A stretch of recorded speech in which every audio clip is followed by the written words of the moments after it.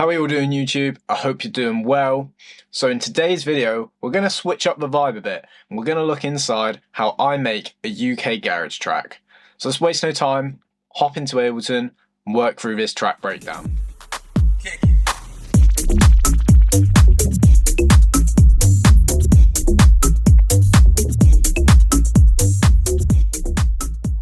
So as always, we're back inside Ableton, but today, like I said, we're going to be looking at a completely different genre, a genre that I don't think we've ever looked at all on this channel, and that is UK garage, or just garage music in general.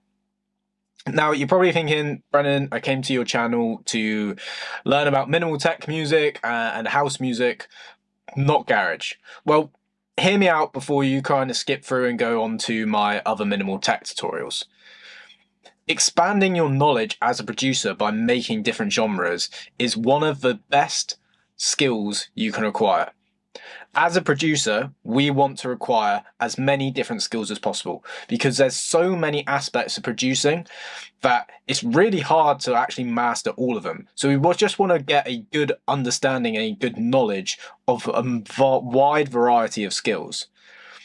By expanding out into different genres, you're forcing yourself to create music in new ways that you would have never thought possible.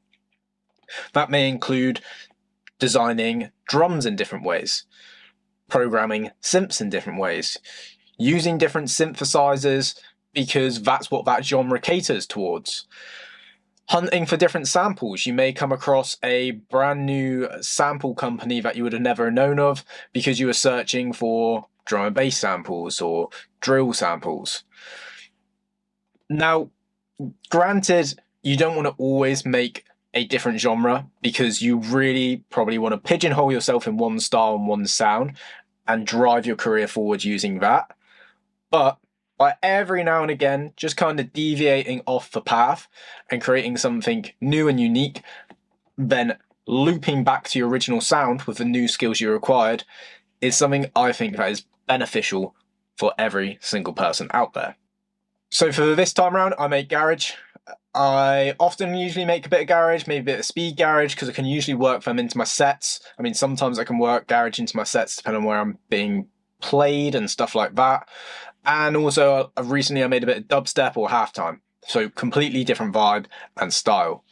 But what I'll do is I will just play a section of the track for you so you can get an idea of it. And we're going to look at kind of the difference in the way the drums are programmed and some of the synthesis ideas and bass ideas that can be actually really useful and transferred over into minimal tech music. So I'll play the breakdown here for you.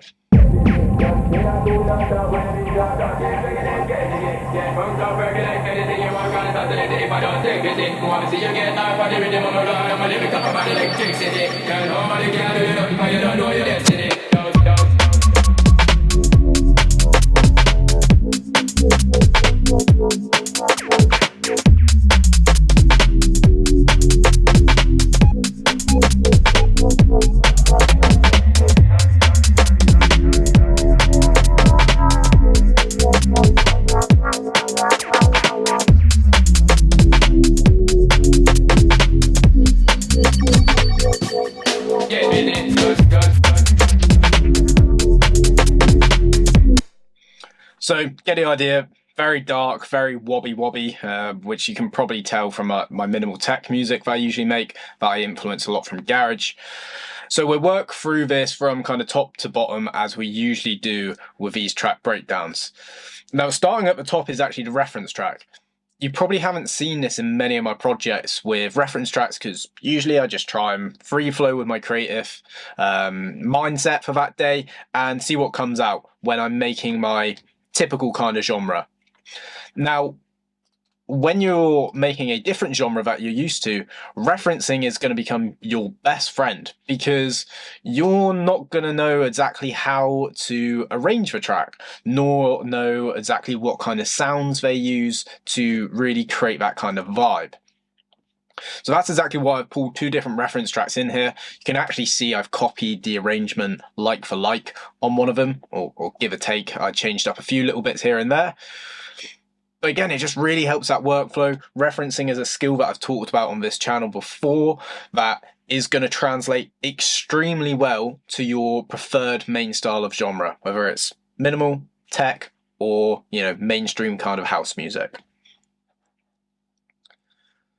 So first thing that we'll have a look at is we'll have a look at the low end in this track, because this is something that I think is a really good skill that I acquired from making garage music, and it is the variety of different types of low end just within one kind of bass line. Their bass lines aren't necessarily that kind of like melodic or groovy, they're just kind of like bass hits playing off each other, just to have that kind of impact. So if we start up with the kick, really short, really punchy kick, and the main kind of difference of this style is the kicks are often quite heavily distorted, so that's why I put RC20 on there.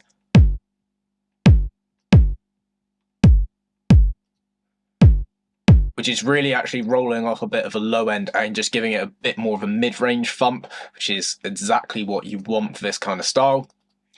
Programming wise as well, when it comes to garage music, you have the on beat, or the kick on the beat, and then you have an offbeat kick. You can always add more kicks and stuff like that if you want to, but that is a very typical kick pattern for garage. The rest, very similar to house music in a sense of the snares and the claps and the hi-hats. So going down to the bass, we are actually starting off with a sample. Again, this is why I love trying and make different genres, because typically I wouldn't use sample basses. I'd always try and make my own. But when you get something that just slaps straight away, why waste the time and try and make it yourself when you can just use a sample? So that is a sample which I've pitched up to, and then in certain sections, just to add a bit of variety, I have reversed it.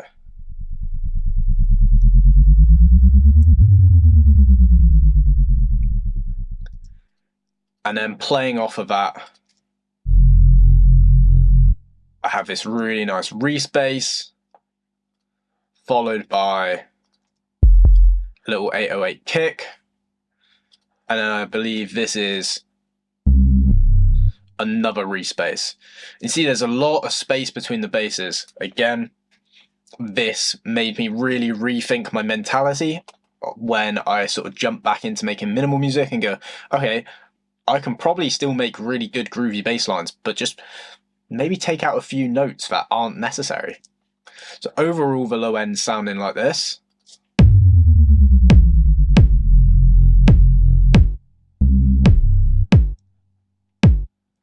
And then with that 808 kick as well.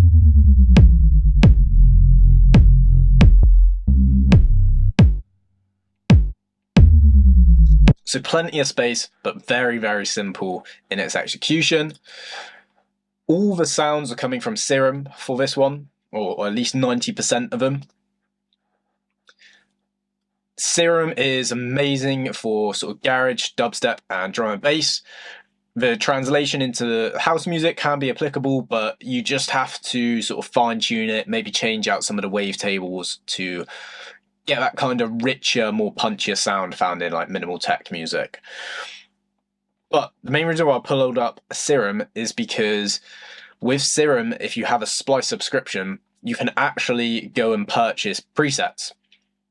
So instead of buying preset packs, which may cost £15–20 or whatever, and out of those preset packs, there's only maybe 3 or 4 presets that you like, you can actually just go on Splice, go to the genre, go to the instrument, and just sit there for a few hours, flicking through and finding a load of sounds that just really cater to your specific sound and style.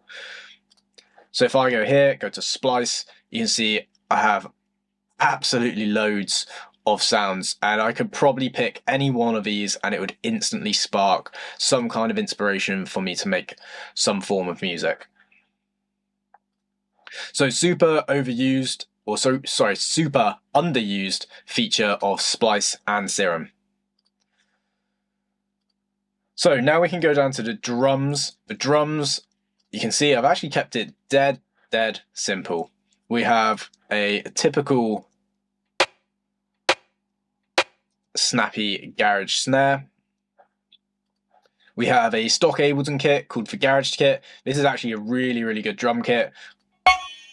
It's got loads of really nice sounds in there that can be used, and then I just made my own sort of drum loop from this.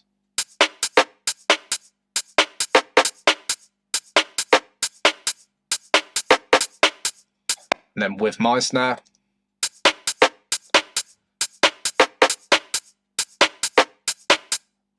And then 2 just straight up loops. Again, I think I grabbed these from Splice. A sample marketplace like Splice or LoopCloud will really become your best friend when just trying to branch out into different genres. Just because your samples or the sample banks that you probably have aren't probably going to cater towards that slightly different genre. So you can just hop on a sample marketplace, grab what you need to, and then go about making your music.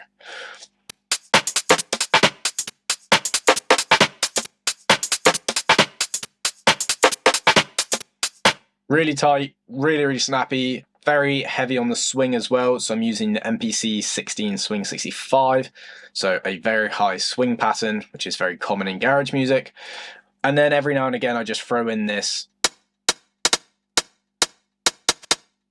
closed 909 hat. Very basics on the drums. And then on the drum bus, this hasn't been mixed fully yet, but I've used RC20 again. This is genuinely probably my favorite plugin that I've bought in the past 18 months. If you get one from this video, just go and buy this plugin. It's amazing. So let's listen to all the drums with it off. All right. It completely transforms them.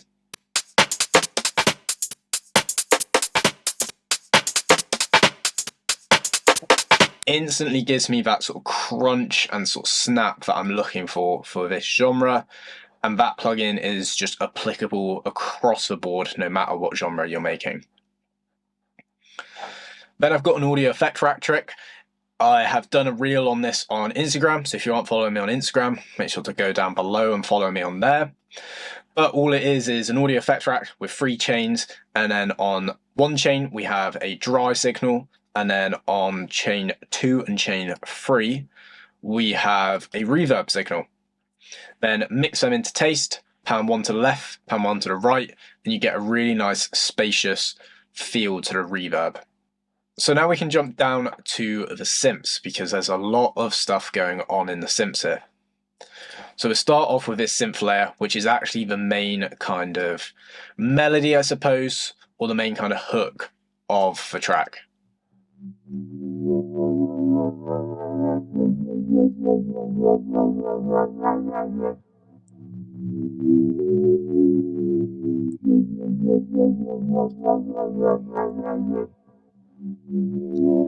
And that's these 3 individual hits all playing off of each other.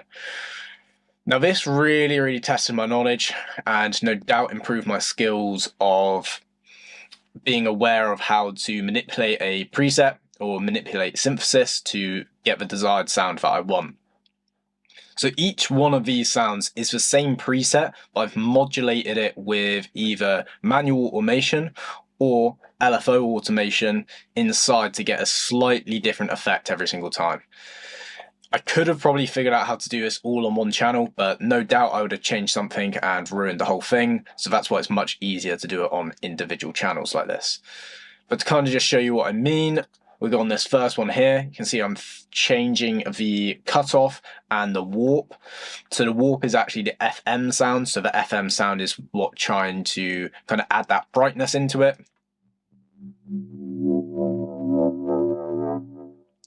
And that one's on a quarter note triplet with the LFO. Number 2, I am automating both the same there as well, but it's changed to an 8th triplet on the LFO. can hear it's just slightly different in the way it LFOs. And then this one is the quarter note for the triplet, and then I've got it rising and then down rising as well to the fine tune. So that's what creates that sort of up down feeling within that one there. This took me quite a while to do, but as I keep on hammering home the point of this video, that's the whole point. I acquired so many new skills from making this track. So that's the main synth layer, which really plays off of the bass.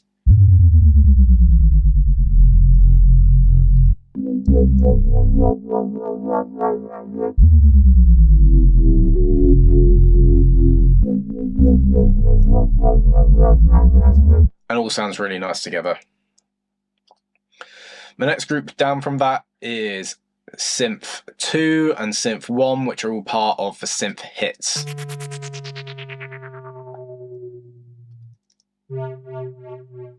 So these are just adding a bit more to that top synth layer that we just looked at.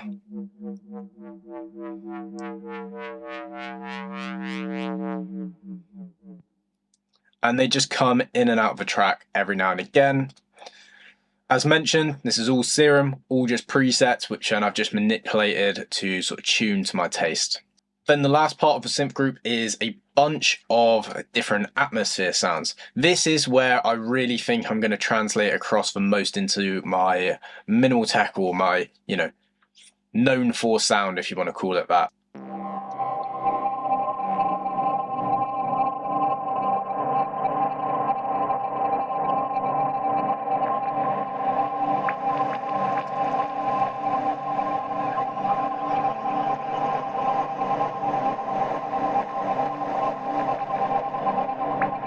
I mean, just having all of those layers in there just makes such a difference, and it's something I'm definitely going to transfer across. But to break it down, I've kind of got this sound effect, which I've just put in the pads for some reason I don't know. What it actually is a foghorn drum and bass preset. This guy, Stranger, is actually a really good drum and bass YouTube channel, so go and check that out if you were inclined to make some drum and bass. Then down from that, I have a pad, which I'm just playing one note in, and then a chord. I've then got this really cool atmospheric sound.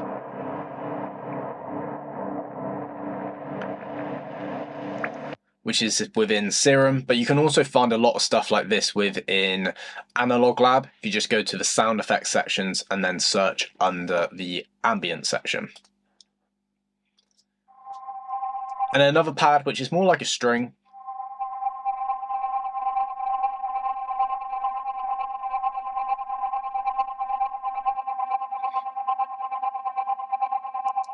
And then I'm just adding automation within a Soundtoys tremulator, which is helping give it that kind of stuttered effect all the way to the end.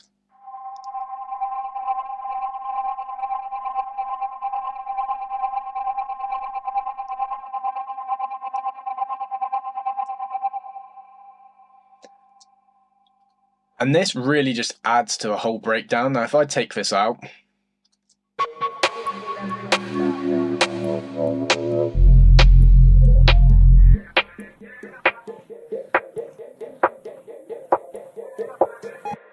it's just got no feeling, no kind of emotion behind it, and just sounds really empty. And, if we're flicking it back to the kind of known genre of this channel, a lot of breakdowns within minimal tech don't really have ambience or emotion or kind of any feeling. It's just a breakdown for the sake of breaking down and then having that kind of punchy drop on it. So this is something I'm definitely going to take over into the minimal tech genre. Textures, no real need to go over what texture is. It's just literally some vinyl sounds and texture loops. The only thing I have done to this is actually a audio effect rack trick. We brushed over it with a reverb of the drums, where I had a dry chain and then 2 affected chains, 1 pan to one left, 1 pan to the right. Done the exact same thing here, but I've just changed it out to a phaser on one and then a flanger on the other one. Just giving that texture loop a bit of movement, bit of interest, and that in general is a really cool thing to just play around with on vocals and sound effects. Segueing into the vocals, the vocal is a extremely well-known vocal. If you didn't pick up on it in the breakdown that I played at the beginning, it is Sean Paul.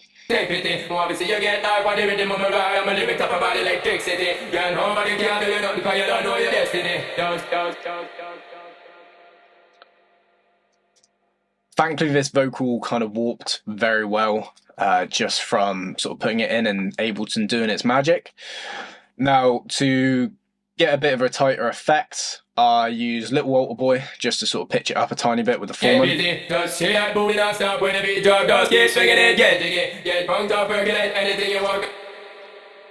And then I'm using a tape delay effect on the whole vocal itself to really give it that kind of metallic feeling. I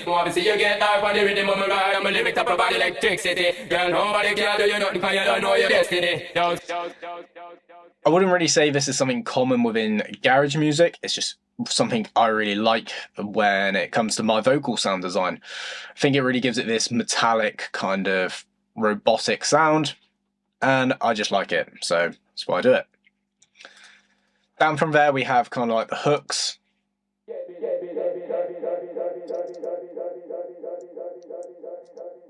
Which I've then just filtered and heavily echoed.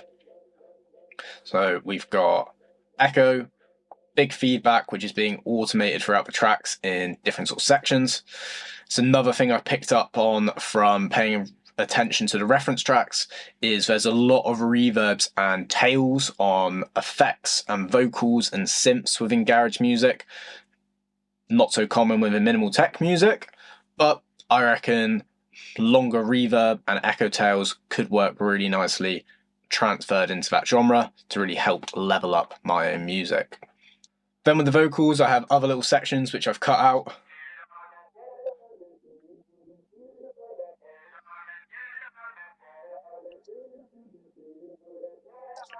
So same processing and then a kickstart to give it a bit of movement with a sidechain. The Enigma stereo, which is a flanger. It's helping it just give it a bit more movement. And then I've got this Storch filter by, I can't even remember who it's by. It's not Waves.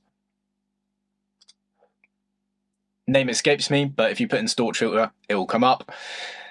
Not really something I actually use too often. And this is the benefit of making different genres, is there's no pressure for you to create a banger. So you may actually experiment with other plugins that you have on your software. So this was one of them, and it's probably something that I'll use in my usual kind of genre because it was really cool, the effect it was having.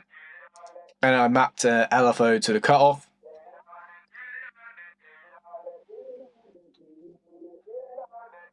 It sounds wicked. I wouldn't have probably ever thought about doing that if I wasn't making this kind of sound or this style. Effects. So effects are quite a lot by the looks of it. Lots of kind of little bleeps and zaps, spin backs,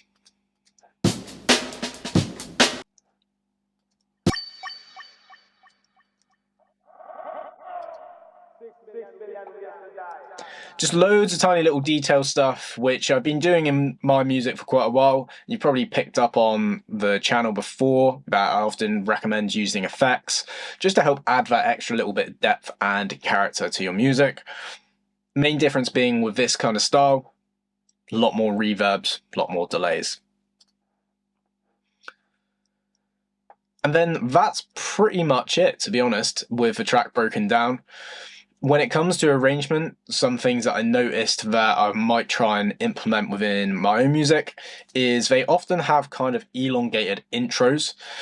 So if we go up to the reference track, in fact, I'm not going to play the reference track because it will get flagged for copyright. But if I play the intro,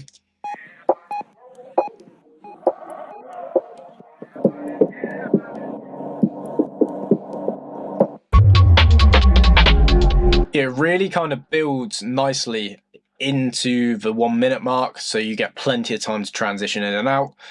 And I think this is something that could probably be crossed over into my own music.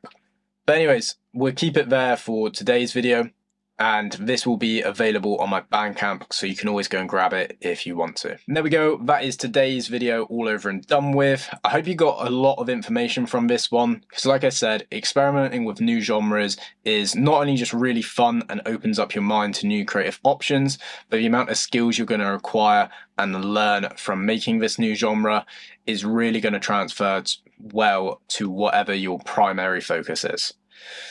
Anyways, I will see you back on this channel soon for another video.